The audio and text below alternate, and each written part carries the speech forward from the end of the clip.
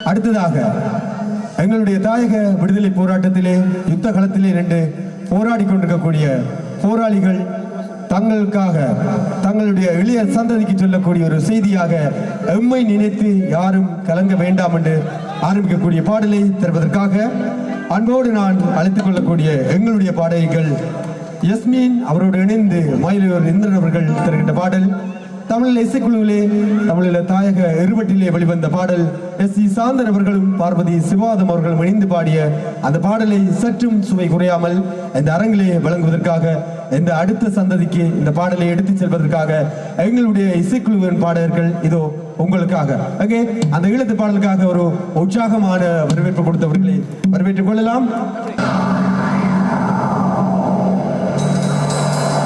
காற்றாகி வந்தோம், கடலாகி வந்தோம், காதோரம் ஒரு செய்தி சொல்வோம், காதோரம் ஒரு செய்தி சொல்வோம். கரும் புலியாகி நின்றோம், புயலாகி வென்றோம், புரியாத புதிராக சென்றோம், புரியாத புதிராக சென்றோம்.